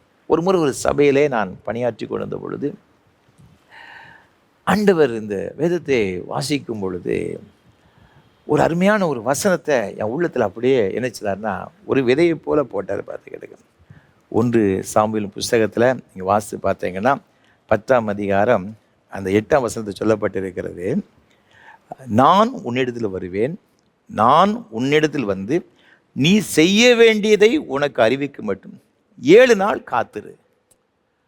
இது சாமுவேல் சவுல்கிட்ட சொல்லுகிறத வேதத்தில் பார்க்கிறோம். இந்த ஒரு வார்த்தை என் உள்ளத்தில் அப்படியே ஆழமாக பதிஞ்சிட்டு பார்த்துக்கிடுங்க. நான் உனக்கு செய்ய வேண்டியதை உனக்கு அறிவிக்கும் மட்டும் 7 நாள் காத்திரு. அப்போ ஆண்டவர் ஏதோ ஒன்று செய்ய விரும்புகிறாரு, ஒரு 7 நாள் காத்திருக்க சொல்கிறாரு. அப்போ என் உள்ளத்தில் இந்த வசனம் அப்படி அதிகமாக பேச ஆரம்பித்தது. உடனே சபையார்ட்ட சொன்னேன். அந்த சபையில் காலை ஆராதனைலாம் கிடையாது பார்த்துக்கிடுங்க. ஒரு 7 நாள் தேவ சமூகத்தில் நம்ம எல்லாரும் காலையில் நம்ம வருவோம், காத்திருப்போம், ஆண்டவர் ஏதோ ஒன்று நமக்கு செய்வார் அப்படின்னு சொன்னேன். இந்த அறிவிப்பை சாதாரணமாக சபையார்ட்ட சொன்னேன். இல்லாத ஒரு பழக்கம் காலை ஆராதனை இல்லை. அவ எப்படி வருவாங்கன்னு எனக்கு தெரியாது. என்னமோ ஒரு 10-20 பேர் வருவாங்க ஒருவேளை அப்படி என்று நினைத்தேன். திங்கட்கிழமையிலிருந்து அடுத்த ஞாயிற்றுக்கிழமை ஒரு வாரம் அந்த ஜபத்தை, சிறப்பு ஜபத்தை வைத்து பார்த்துடுங்க. ரொம்ப ஆச்சரியம். சண்டே சர்வீஸுக்கு எவ்வளவு மக்கள் வருவார்களோ அதே போல் காலையில் வந்து விட்டாருக்கா. Every morning 5 o'clock. அதில் வேறு எதுவும் கிடையாது, பிரசங்கங்கள்லாம் கிடையாது. பாட்டு பாடுவோம், ஒரு சில பாடல்கள், ஒன்லி ப்ரைஸிங் தான். ஆண்டவர் ஆராதிக்க மட்டும் செய்தோம். ஆண்டோடைய வேத வசனத்தை ஒரே ஒரு சங்கீத பகுதி எடுத்து நாங்கள் எல்லோரும் மாறி மாறி வாசித்து அதில் உள்ள ஏதாவது ஒரு வசனத்தை நாங்கள் தியானம் செய்துவிட்டு முற்றிலுமாக தேவனுடைய பிரசனத்தில் அவரை துதித்து பாடி மகிழ்ந்து கொண்டது. அவ்வளவுதான். இது ஒரு வாரம் முடிந்த பிறகு அதுக்கு அடுத்த நாள் வந்து சாட்சியாக சபையில் வந்து சொன்னாங்க, ஐயா இந்த வாரத்தில் இந்த ஜெபத்தில் பங்கு பெற்ற பிறகு எனக்கு பல மாதங்களாக இருந்த பிரச்சனைகள் மாறிவிட்டது. எனக்கு நான் சுகவீனமாக இருந்தேன், எவ்வளவோ டாக்டர்கிட்ட பார்த்தேன், எனக்கு சுகம் கிடைக்கல. ஆனால் இதற்கு பிறகு ஒரு பெரிய ஒரு விடுதலையை நான் பெற்றுக்கொண்டேன். பல சாட்சிகளை நான் கேட்டேன். அப்போ ஆண்டவர் பாருங்க, நமக்கு மாத்திரமில்லை பிறருக்கும் ஆசீர்வாதமாக இருக்கும்படியாக இந்த வேத வசனத்தின் மூலம் நம்மோடு கூட பேசுகிறார். அவர் சொல்லாரு, நீ பிறருக்கு ஆசீர்வாதமாக இருக்கணும் அப்படின்னு நினச்சின்னா இந்த வசனம் உன் உள்ளத்தில் நினச்சினுப்பா இருக்கணும். ஆண்டவருடைய பிள்ளைகளை, கர்த்தருக்கு நிலைத்திருப்பது என்பது என்ன தெரியுமா? இந்த வேத வசனம் நமக்குள்ளே இருக்கணும். அது மாத்திரமல்ல, அதை யோவான் சுவிசேஷத்தில் நீங்கள் 15ஆம் அதிகாரத்தில் வாசித்து பார்க்கும் பொழுது 10, 12 ஆகிய வசனங்களில் ஆண்டவர் சொல்கிறாரு. என்ன சொல்கிறாருன்னு பார்த்தீங்கன்னா, நான் என் பிதாவின் கற்பனைகளை கை கொண்டு அவருடைய அன்பிலே நிலைத்திருக்கிறது போல நீங்களும் என் கற்பனைகளை கை கொண்டிருந்தால் என்னுடைய அன்பிலே நிலைத்திருப்பீர்கள். 12ஆம் வசனம், நான் உங்களில் அன்பாய் இருக்கிறது போல நீங்களும் ஒருவரில் ஒருவர் அன்பாய் இருக்க வேண்டும் என்பதே என்னுடைய கற்பனையாக இருக்கிறது. 2வதாக நாம் என்ன செய்யணும்னு பார்த்தீங்கன்னா, அன்பாக இருக்கணும். ஆண்டவரிடத்தில் அன்பாக இருக்கணும், மற்றவரிடத்தில் அன்பாக இருக்கணும். இன்றைக்கி ஆண்டவரிடத்தில் அன்பாக இருக்கிறது என்ன? ஆண்டவருக்கு பிரியமான செய்ய நம்ம ஒப்பு கொடுப்போம், வேத வாசிப்போம், ஜெபம் பண்ணுவோம், ஃபாஸ்டிங் ப்ரேயர் போவோம், ஆன்லைன் ப்ரேயர் போவோம், சண்டே சர்வீஸ் போவோம், காணிக்கை கொடுவோம், எல்லாம் செய்வோம். வெல் குட், ரொம்ப நல்லதுங்க. இதெல்லாம் நம்ம செய்துடுவோம். ஆனால் என்ன செய்ய மாட்டோம் தெரியுமா? நமக்கு ஒரு மனக்கசப்பு, ஒரு பிரச்சனை இருக்கு வைத்துக்கிடுங்களேன், நாம் மற்றவங்கிட்ட பேச மாட்டோம். எல்லாத்துட்டும் பேசுவோம், ஒரு குறிப்பிட்ட 4 பேர்கிட்ட பேச மாட்டோம். சொந்த சகோதரிடத்தில் பகை, சகோதரிடத்தில் பகை, உடன் விசுவாசிட்ட பகை, பிடிக்காது, அவன் போக்கு எனக்கு பிடிக்காதியா, நம்ம விட்டுருவோம். ஜென்ம பகையை பகைக்கின்றவர்கள் எத்தனை பேர் இருக்கிறாங்க. அவர் சொன்னார், நீ இப்படிலாம் இருந்தாக்கி யான்ட்டு என்ன செய்ய முடியாது, நிலைச்சிருக்க முடியாது. தன்னை காட்டி கொடுத்த யூதாஸை பார்த்து அவர் சொல்கிறார், சிநேகிதனே அப்படின்னு சொல்கிறத பார்க்குறோம். அப்போ அதை விட இயேசுநாதருக்கு செய்த துரோகத்தை விட ஒருவன் நமக்கு யாராவது செய்திருக்கானா? இல்லை. அவர்களே பார்த்து சொல்ல சிநேகிதனே அப்படிங்கிறாரு. அப்போ ஆண்டவருக்குள் நாம் நிலைத்திருக்கிறோம் என்று சொன்னால் நாம் ஆண்டவர் சொல்லுகிற வார்த்தை என்ன அப்படின்னு பார்த்தீங்கன்னா, அன்பாயிரு. நான் பிதாட்ட அன்பாக இருக்கிறேன், பிதா என்று அன்பாக இருக்கிறார், நான் உங்கள்கிட்ட அன்பாக இருக்கிறது போல நீங்களும் பிறரிடத்தில் அன்பாயிருங்கள். அந்த பண்பு நம்மகிட்ட இருக்கிறதா? ஆண்டவருடைய சமூகத்தில் நம்மை தாழ்த்தி ஒப்பு கொடுப்போம். ஆண்டவரே, நான் உம்முடைய வார்த்தையில் நிலைத்திருக்க கிருபை தாரும். உம்முடைய வார்த்தையின்படி நான் உண்மையிலேயும் பிறரிடத்திலும் அன்பாக இருக்க எனக்கு உதவி செய்யும் என்று சொல்லுங்கள். ஆண்டவரிடத்தில் நிலைத்திருப்போம். அப்போ நாம் கனிகளை கொடுப்போம், நாம் வேண்டிக் கொள்கிறதை பெற்றுக்கொள்வோம். அது மாத்திரமல்ல, நம்முடைய வாழ்க்கை ஒரு மகிழ்ச்சி நிறைந்த, சந்தோஷம் நிறைந்த ஒரு வாழ்க்கையாக இருக்கும். அப்படிப்பட்ட கிருபைகளை கர்த்தர் தாமே நம்ம ஒரு தருவாராக. ஆமென். அர்ப்பணிப்பின் பாடலாக கீதம் 469, கிறிஸ்தவ கீர்த்தனை 179 பாடுவோம். தருணமே பரம சரீரி, என்னை தாங்கி அருள் கருணை வாரி. கீதம் 469, கிறிஸ்தவ கீர்த்தனை 179 பாடுவோம்.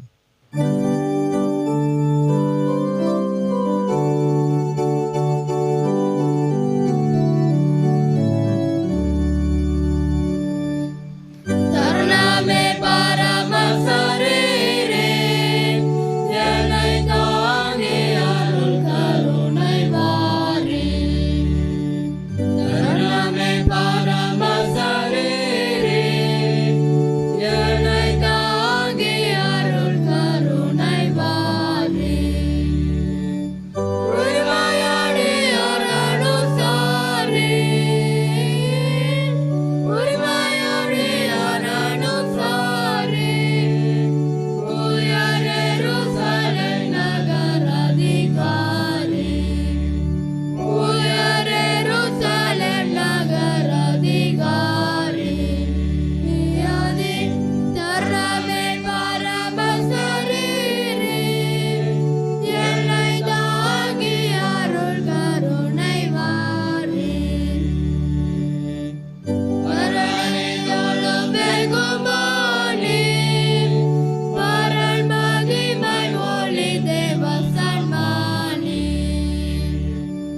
பரனை தொழும் வெகுமானி, பரன் மகிமை ஒளி தேவ சன்மானி. நற்பிள்ளை ஒரு பிரதானி, நற்பிள்ளை ஒரு பிரதானி. இயேசு நாயகன் எனது ஜமானி, இயேசு நாயகன் எனது ஜமானி. ஆதி தருணமே பரம சரீரே, என்னை தாங்கி அருள் கருணை வாரி. ஆதாரம் உன்னை அன்றி யாரே, என்னை அன்பை திருக்கண் கொண்டு பாரு. ஆதாரம் உன்னை அன்றி யாரே, என்னை அன்பை திருக்கண் கொண்டு பாரு. பாதாரவிந்தம் கதி சேரே, பாதாரவிந்தம் கதி சேரே. இஸ்ரேல் பார்த்திபன் தாவீது வங்கிசவேரே, இஸ்ரேல் பார்த்திபன் தாவீது வங்கிசவேரே. ஆதி தருணமே பரம சரீரே, என்னை தாங்கி அருள் கருணை வாரி. ஜெபம் செய்வோம். கிருபை நிறைந்த அன்பின் பரலோக பிதாவே, இந்த நல்ல ஆசீர்வாதமான வேளைக்காக நன்றியோடு உம்மை துதிக்கிறோம், உம்மை ஸ்தோத்தரிக்கிறோம். இப்பொழுதும் ஆண்டவரை உம்மை ஆராதிக்கும்படியாக உம்முடைய வேத வசனங்களை கேட்கும்படி கொடுத்த எல்லா கிருபைகளுக்காய் ஸ்தோத்திரம். நாங்கள் உம்மை நிலைத்திருக்க வேண்டும் என்று கற்றுக் கொடுத்தீரே அப்பா. அதன் மூலமாக நாங்கள் கனிகளை கொடுக்கிறவர்களாக, இவருடைய ஜெபங்களுக்கு பதிலை பெற்றுக்கொண்டவர்களாக, அது மாத்திரமல்ல எங்களுடைய வாழ்க்கை ஒரு சந்தோஷம் நிறைந்த ஒரு வாழ்க்கையாக இருக்கும் என்று சொன்னீரே. இந்த மேன்மையான ஆசீர்வாதங்களை நாங்கள் ஒவ்வொருவரும் சந்ததி சந்ததியாக குடும்பமாய் பெற்று அனுபவிக்க உதவி செய்யும். இந்த ஆராதனையில் மிகுந்த வேதனையோடு, மன கஷ்டங்களோடு, கண்ணீரோடு கூட அநேக பிள்ளைகள் கலந்து கொண்டு இருக்கிறீங்கப்பா. அப்படி வாழ்க்கையில் ஒரு பெரிய மாற்றத்தை தாருங்க சுவாமி. ஒரு சமாதானத்தை இந்த பிள்ளையுடைய வாழ்க்கையில் கர்த்தர் கொடுக்கும்படியாக நாங்கள் ஜெபிக்கிறோம். உலகம் கொடுக்கிற பிரகாரமாக இல்லை, என்னுடைய சமாதானத்தை உங்களுக்கு வைத்து போகிற சொல்லிடுறப்பா. இரவு பகலாக உண்மையே நினைத்து கொண்டு இந்த பிள்ளைகளுடைய வாழ்க்கையில் ஒரு அற்புதம் செய்வீராக. இப்படி கண்ணீர் துடைக்கப்படுவதாக. குடும்பத்தில் காணப்படுகிற பிரச்சனைகள் மாறட்டும் ஐயா. சத்ருவினால் வருகிற போராட்டங்கள் விலகட்டும் என்று இயேசு கிறிஸ்துவின் நாமத்தில் ஜெபிக்கிறோம். ஒரு பெரிய விடுதலை உண்டாவதாக சுவாமி. சாபங்கள் இயேசு கிறிஸ்துவின் நாமத்தில் மறைந்து போகட்டும் நாங்கள் ஜெபிக்கிறோம். குடும்பத்தில் இருக்கிற பிரிவினைகள் இயேசு கிறிஸ்துவின் நாமத்தில் மறைந்து போவதாக சுவாமி. ரட்சிக்கப்படாத கணவன், ரட்சிக்கப்படாத மனைவி, ரட்சிக்கப்படாத பிள்ளைகள் இயேசு கிறிஸ்துவின் நாமத்தில் ரட்சிக்கப்படுவார்களாக. ரட்சிக்கின்ற வல்லமை இந்த குடும்பத்தில் கடந்து வரும்படி ஜெபிக்கிறோம் ஐயா. ஒவ்வொருவரையும் சந்திப்பீராக. ஒவ்வொருவருக்காகவும் கல்வாரி சிலுவையில் நீ ரத்தத்தை சிந்தினீரப்பா, மரணத்தை ருசி பார்த்தீரப்பா, அதை நினைத்தருளுவீராக. இன்றைக்கு உள்ளத்தின் ஆழத்திலிருந்து மனம் உருகி உம்மை நோக்கி வேண்டிக் கொள்கிற ஒவ்வொரு பிள்ளைகளுடைய வாழ்க்கையிலும் கர்த்தர் அற்புதங்களை செய்யும்படியாய் நாங்கள் ஜெபிக்கின்றோம். உம்முடைய வார்த்தையின்படியே உமது பிள்ளைகளுடைய வாழ்க்கையில் இறங்குவீராக. இன்றைக்கு ஆண்டவர் தங்களை ஒப்பு கொடுத்திருந்த பிள்ளைகளுக்கு நாங்கள் ஜெபிக்கிறோம். நான் ஆண்டவரோடு கூட இணைக்கப்பட்டு இருக்கும்படியாக என்னை ஒப்பு கொடுக்கிற சொல்லியிருக்கிற ஒவ்வொரு பிள்ளைகளுக்காக நாங்கள் ஜெபிக்கிறோம் சுவாமி. இன்றைக்கு உமது பிள்ளைகள் கேட்கின்ற இந்த ஜெபங்களுக்கு பதிலை கொடுக்கும்படி ஜெபிக்கிறோம். உமது பிள்ளைகள் தன்னுடைய வாழ்க்கையில் கனிகளை கொடுக்கிறவர்களாக, ஆண்டவரே தங்களுக்கு மாத்திரமல்ல பிறருக்கும் ஆசீர்வாதம் நிறைந்த ஒரு பிள்ளைகளாக இந்த பிள்ளைகளை மாற்றும்படியாக நாங்கள் ஜெபிக்கிறோம். இவன் யாருக்குமே உதவாதவன், உதவாக்கர் என்று சொல்லலாம் சுவாமி. ஆனால் இன்றைய நாள் முதற்கொண்டு நீர் உமது பிள்ளைகளை ஆசீர்வதித்தபடியினாலே எல்லாருக்கும் பயனுள்ள பிள்ளைகளாக நீர் மாற்ற வல்லமையுடையவராக இருக்கிறபடி நம்ம ஸ்தோத்தரிக்கிறோம். அப்படிப்பட்ட கிருபைகளை உமது பிள்ளைகளுக்கு தரும்படியாக நாங்கள் ஜெபிக்கிறோம் அப்பா. தகப்பனே உமக்கு ஸ்தோத்திரம். எந்தெந்த காரியங்கள் இந்த பிள்ளைகள் எதிர்பார்த்திருக்கிறார்கள் எல்லா நன்மைகளை கட்டடிவீராக. குடும்பத்தில் என்னென்ன ஆசீர்வாதங்களுக்கு இந்த பிள்ளைகள் எதிர்பார்த்திருக்கிற ஒன்று கூட குறைவில்லாமல் எல்லாவற்றையும் சம்பூர்ணமை பெற்றுக்கொள்ள உதவி செய்யுங்கப்பா. சின்னஞ்சிறு குழந்தைகள் ஆசீர்வதிங்க சுவாமி. என் குழந்தைகளுக்கு ஏற்ற வளர்ச்சி இல்லைன்னு சொல்லி கண்ணீரோடு கூட இருக்கிற பிள்ளைகளுக்காக, என் குழந்தைக்கு இருக்கிற இந்த பலவீனங்கள் மாறவில்லை சொல்லி வேதனைப்படுகிற பிள்ளைகளுக்காக ஜெபிக்கிறோம். இப்பொழுது சுகமளிக்கிற வல்லமை, கர்த்தருடைய வல்லமை இந்த பிள்ளைகள் மீது இறங்குவதாக, என் ஜெபங்களுக்கு பதில் கொடுக்கப்பட வேண்டும் என்று நாங்கள் ஜெபிக்கிறோம். இயேசுவின் நாமத்தினால் இந்த பிள்ளைகளுடைய வாழ்க்கையில் அற்புதம் நடக்கட்டும் நாங்கள் ஜெபிக்கிறோம் ஐயா. தகப்பனே உமக்கு ஸ்தோத்திரம் ஐயா. ஆண்டவர் படிக்கின்ற பிள்ளைகளுக்கு விசேஷித்த ஞானத்தை தாங்கப்பா. நல்ல வேலை வாய்ப்புகளுக்காக ஆண்டவருடைய பிள்ளைகள் இரவு பகலை பிரயாசப்படுகிறத அறிந்திருக்கிறீங்க. அவர்களுக்கு நல்ல வேலை வாய்ப்பை கொடுத்து கர்த்தர் ஆசீர்வதிக்க வேண்டும் நாங்கள் ஜெபிக்கிறோம். அயல் நாடுகளில் இருக்கின்ற பிள்ளைகளுக்காக ஜெபிக்கிறோம் ஐயா. என்னென்ன வேலைகள் செய்கிறார்கள், என்னென்ன காரியங்களுக்காக இந்த பிள்ளைகளை பிரயாசப்படுகிறார்களோ எல்லாவற்றையும் கர்த்தர் ஆசீர்வதிப்பீராக. அவருடைய ஆண்டவர் எல்லா பிரயாசங்களிலும் உங்களுடைய விசேஷித்த நன்மைகளை கட்டளையிட வேண்டும் நாங்கள் ஜெபிக்கிறோம் ஐயா. திருமணத்திற்கு காத்திருக்கிற சகோதர சகோதரிகளுக்கு ஜெபிக்கிறோம். என் மகளுக்கு, என்னுடைய மகனுக்கு திருமண வயது அதிகமாய் கொண்டே செல்லுகிறது, இன்னும் ஒன்றுமே நடக்கவில்லை சொல்லி கலங்குகிற பிள்ளைகளுக்காக ஜெபிக்கிறோம் சுவாமி. ஆண்டவரே உமது பிள்ளைகளுடைய கண்ணீரை கர்த்தர் துடைப்பீராக. அற்புதங்களை கர்த்தர் செய்யும்படி நாங்கள் ஜெபிக்கிறோம் ஐயா. ஏற்ற துணை உமது பிள்ளைகளுக்கு கர்த்தர் கட்டளையிட்டு அவர்களை ஆசீர்வதிக்கும்படி நாங்கள் ஜெபிக்கிறோம் ஐயா. அதே போல் குழந்தை செல்வங்களுக்கு காத்திருக்கிற தம்பதிகளுக்கு நாங்கள் ஜெபிக்கிறோம் ஐயா. நெடுங்காலமே காத்திருக்கிற தம்பதிகளுக்கு விசேஷமாக ஜெபிக்கிறோம். கர்த்தருடைய ஆண்டவர் ஆசீர்வாதம் இந்த பிள்ளைகள் மீது கடந்து வரும்படி ஜெபிக்கிறோம். எல்லா தடைகளும் இயேசு கிறிஸ்துவின் நாமத்தில் விலகுவதாக, அற்புதம் நடக்கும்படியை ஜெபிக்கிறோம் ஐயா. பேறுகால நிலைமைக்கு அருமையான சகோதரிகளுக்கு ஜெபிக்கிறோம் ஐயா. கற்பத்தின் கனியை பூர்ணப்படுத்தி சுக பிரசவத்தை கொடுப்பீராக. வியாதினால் கஷ்டப்படுகிற பிள்ளைகளுக்கு ஜெபிக்கிறோம் ஐயா. மருத்துவமனைகளின் வீடுகளில் இருந்து சிகிச்சை பெற்ற ஒரு பிள்ளைகளுக்கு ஜெபிக்கிறோம். அது எப்படிப்பட்ட வியாதியாக இருந்தாலும் கர்த்தருடைய வல்லமை இந்த பிள்ளைகள் மீது இறங்கட்டு நாங்கள் ஜெபிக்கிறோம். உச்சந்தலை முதல் உள்ளங்கால் வரை இறங்குவதாக.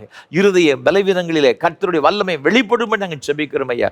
நுரையீரல் பிரச்சனைகள், சிறுநீரக பிரச்சனைகள், வாத சம்பந்தமான நோய்கள் எல்லாம் மறைவதாக இயேசுவின் நாமத்தினாலே. இன்னும் என்னென்ன வியாதிகளை கஷ்டப்படுகிறார்கள் எல்லாவற்றிலும் இயேசு கிறிஸ்துவின் நாமத்தில் இந்த பிள்ளைகள் விடுதலை அடையும்படி நாங்கள் ஜெபிக்கிறோம். நீங்கள் அவ்வாறு செய்கிற தயவுக்காக கோடாக கூடி ஸ்தோத்திரம். வயோதிப நிலைமைக்கு அருமையான பெற்றோர்களுக்காக ஜெபிக்கிறோம் ஐயா. இந்த வயதான காலத்தில் எங்குமே போக முடியாமல் வீட்டிலே தனிமையாக இருக்கிற பிள்ளைகளை உடைய கரத்தில் கொடுக்கிறோம். நான் உன்னை விட்டு விலகுவதும் இல்லை, உன்னை கைவிடுவதுன்னு சொன்ன ஆண்டவர் ஐயா. உமது பிள்ளைகளை விட்டு விலகாதபடிக்கு உம்முடைய பிரசன்னம் அவர்களை சூழ்ந்து கொள்வதாக, மூடிக்கொள்வதாக, அவர்களை பலப்படுத்தும்படி ஜெபிக்கிறோம். நல்ல சுகத்தை, பலத்தை, தீர்க்க ஆயுசையும் கொடுத்து கர்த்தர் தம்முடைய நாம மகிமைக்கு அவர்களை பயன்படுத்தும்படி நாங்கள் ஜெபிக்கிறோம் ஐயா. தகப்பனே, அநேக மக்களுக்கு ஜெபத்தின் மூலமாக அவர்கள் ஆதரவாக இருக்க அவர்களுக்கு வேண்டிய கிருபைகளை கொடுத்து ஆண்டவர் ஆயுசு நாட்களை பெருக பண்ணி வழிநடத்த வேண்டும் என்று நாங்கள் ஜெபிக்கிறோம் ஐயா. தகப்பனே உமக்கு ஸ்தோத்திரம் ஐயா. இன்னுமாக தொழில்கள், வியாபாரங்கள், இன்னும் என்னென்ன வேலைகள் செய்கிறார்களோ எல்லாவற்றும் ஆசீர்வாதம் நிறைவாய் தங்கி இருக்கட்டும். முது பிள்ளைகள் கைட்டு செய்கிற பிரயாசங்கள் சிறியதாக இருந்தால் பெரியதாக இருந்தாலும் கர்த்தருடைய ஆசீர்வாதம் நிறைவாய் தங்கி இருக்கட்டும் ஐயா. கடன் பிரச்சனைகள் இயேசுவின் நாமத்தில் விலகட்டு நாங்கள் ஜெபிக்கிறோம் ஐயா. என்னென்ன காரியங்களுக்காக இந்த பிள்ளைகள் பிரயாசப்பட்டார்களோ பல வகையான தடைகள், தொழில்களில், வியாபாரங்களில் எல்லா தடைகளும் இயேசுவின் நாமத்தில் விலகுவதாக. கடன் பிரச்சனை முற்றிலுமே மாறட்டு நாங்கள் ஜெபிக்கிறோம் ஐயா. ஏழைகள், எளியவர்கள், திக்கற்றவர்கள், அனாதைகள், விதவைகள், கைவிடப்பட்ட ஒவ்வொருவருக்காக ஜெபிக்கிறோம். ஒவ்வொருடைய கண்ணீரையும் கர்த்தர் துடைத்து அவர்களை ஆசீர்வதித்து அவர்களை சந்தோஷப்படுத்தும்படி ஜெபிக்கிறோம். அவர்களை மகிழ்ச்சி அடைய பண்ணும்படி நாங்கள் ஜெபிக்கிறோம் ஐயா. தகப்பனே, இந்த ஊழியங்களுக்காக பல வகையில் இதற்காக ஆதரவு கொடுக்கிற பிள்ளைகளுக்காக, இதற்காக இந்த ஊழியங்களை தாங்குகிற ஒவ்வொரு பிள்ளைகளுக்காக ஸ்தோத்திரம். ஒவ்வொருவரையும் கர்த்தர் ஆசீர்வதிப்பீராக. விசேஷமாக ஆண்டவரை இந்த நாளிலும் இந்த ஒளிப்பதிவுக்கு உதவி செய்த கோயம்புத்தூரை சார்ந்த அருமையான எட்னா மத்தியாஸ் அம்மா அவர்களுக்காக நன்றி செலுத்துகிறோம். இந்த வயோதிப காலத்திலும் கர்த்தருடைய கிருபை அதிகமாய் தாங்கி வர தயவுக்காக உமக்கு ஸ்தோத்திரம். நான் உன்னை ஏந்துவேன், சுமப்பேன், தாங்குவேன், தப்புவிப்பேன் சொன்ன ஆண்டவர் ஐயா. இம்மட்டும் உடைய மகளை தாங்கி வந்தவர் ஐயா. இனிமேலும் தாங்கி அவள் முதிர் வயது வரையிலும் நான் கைவிடாதிருப்பேன் சொன்ன ஆண்டவர் ஐயா. நீங்கள் தொடர்ந்து அவளை பலப்படுத்துவீராக. அவள் முதிர் வயதில் கணிதந்து பசுமையும் புஷ்டிமையும் இருப்பார்னு சொன்ன வார்த்தையின்படியும் நல்ல சுகத்தை பலத்தை நீடித்த சுகவாழ்வு கொடுத்து வழிநடத்துவீராக. கர்த்தர்தாமே உனக்கு முன்பாக போகிறவர் சொன்னீங்களே சுவாமி. அவருடைய வாழ்க்கையின் ஒவ்வொரு நாளும் ஒவ்வொரு நிமிடமும் நொடியும் அவர் முன்பாக சென்று எல்லாவற்றையும் ஆசீர்வாதமாய் கொடுப்பீராக. அவருடைய அன்பு மகன் சகோதரன் சார்ல்ஸ் மூலம் அவருடைய நினைவாக இந்த ஆராதனை வேளை ஒளிப்பதிவு செய்து கறந்திருக்கிறீங்க அப்பா. அவருடைய தவிக்க இந்த குடும்பத்தின் பிள்ளைகள் ஒவ்வொருவருக்கும் எல்லா சமாதானத்தை கொடுப்பீராக. அவருடைய அன்பு மகன் கிறிஸ்தவர் மத்தியாஸ் அவர்களுக்காக ஸ்தோத்திரம் செலுத்துகிறோம். அருமையான உமது அடியாரை கர்த்தர் ஆசீர்வதித்து உடைய கிருபையினாலும் நன்மையினாலும் நிரப்பும்படியாக நாங்கள் ஜெபிக்கிறோம் ஐயா. அதே போல் அன்பு மகள் ஹில்டா மேத்யூ அவர்களுக்காக ஸ்தோத்திரம் செலுத்துகிறோம் ஐயா. கர்த்தருடைய ஆசீர்வாதம் கிருபை அருமையான சகோதரியோடு கூட எப்பொழுது நிலைத்திருக்கும் நாங்கள் ஜெபிக்கிறோம். நீர் அவர்களுக்கு கொடுத்த அன்பு மகன் கென் மேத்யூவுக்காக ஸ்தோத்திரம் செலுத்துகிறோம். லண்டனில் வசிக்கிற அருமையான மகனுக்கு வேண்டிய எல்லா கிருபைகளையும் கொடுப்பீராக. உடைய மகனை கர்த்தர் ஆசீர்வதித்து உயர்த்தும்படி ஜெபிக்கிறோம் ஐயா. இந்த குடும்பத்தை சுற்றிலும் கர்த்தர் வேலை எடுத்து பாதுகாத்துக்கொள்ளும். நாங்கள் நினைப்பதற்கும் விரும்புகிறதற்கும் வேண்டிக் கொள்கிறதற்கு அதிகமாய் கிரியச்சிட வல்லவின்படியும் கர்த்தர் பெரிய காற்றில் கட்டையிடும். கண்ணம் துதி மகிமெல்லாம் உமக்கு செலுத்த ஏற்றுக்கொள்ளும். ஆசீர்வதி. ஆண்டவர் இயேசு கிறிஸ்துவின் மூலமாக ஜெபிக்கிறோம் பரிசுத்த பிதாவே.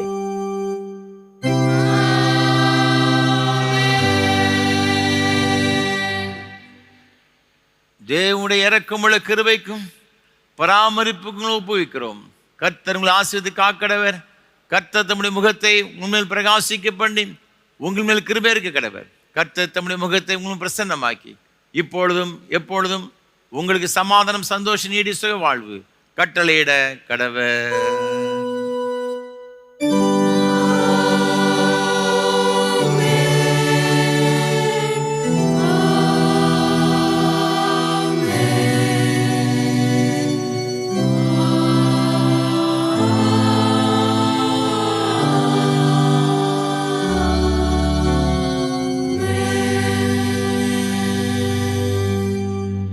நிறைவு கீதமாக கீதம் 594 பாமாலை மங்கள கவிகள் 4 பாடுவோம். பரமண்டலத்தில் உள்ள வானோர். கீதம் 594 பாமாலை மங்கள கவிகள் 4 பாடுவோம்.